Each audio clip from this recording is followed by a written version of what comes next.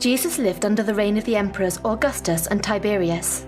The Roman Empire enjoyed the Pax Augusta, a period of stability characterized both by its inner tranquility and external security. In this historical context, he sowed the seed of a religion aimed at all human beings, universal and transcending concepts such as homeland or race, Christianity. He lived in Nazareth with his family before traveling to Capernaum to begin his ministry.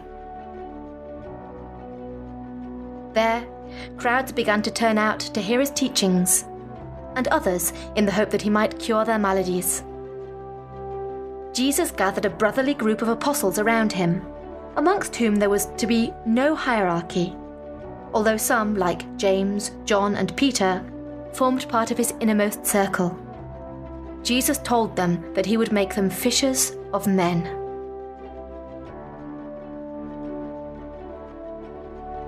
He used parables to explain his teachings, such as that of the prodigal son, in which the father's love for his son who returns home signifies God's mercy towards repentant sinners, and that of the Good Samaritan. The inhabitants of Samaria were scorned by the Jews, both for their idolatrous customs and because they mixed with outsiders. Jesus chose a Samaritan precisely to teach a lesson about charity and helping those in need.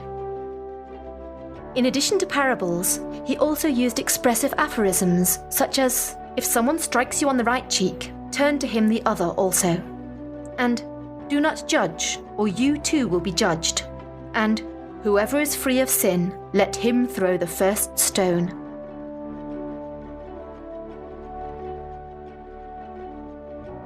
Among his most loyal followers, there were also women, such as Mary Magdalene, Martha, and Mary, who welcomed Jesus into their home when he visited Bethany. Children had a special place in his heart. One day, he took a child, put him in the middle of the crowd around him, and said, "Therefore, whoever humbles himself as this little child is the greatest in the kingdom of heaven."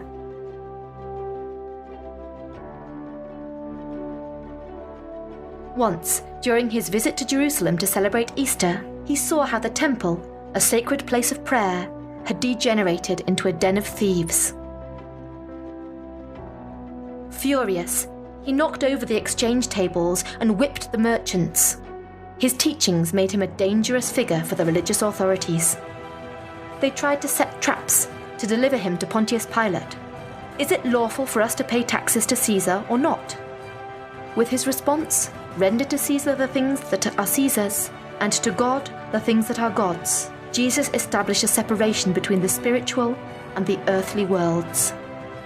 He also said, "Destroy this temple, and in 3 days I will raise up another, not built by the hand of man." The high priests thought that their temple was in danger, and with it their riches and privileges. So they soon seized him and handed him over to the Roman prefect, Pontius Pilate, to have him sentenced to death. Pilate, fearing a popular revolt, agreed to crucify him on Easter and, in a symbolic act, washed his hands to release himself from his responsibility for this act. But Jesus had already created around him a circle of faithful disciples to whom he had imparted his doctrine, which would then sweep across the entire earth.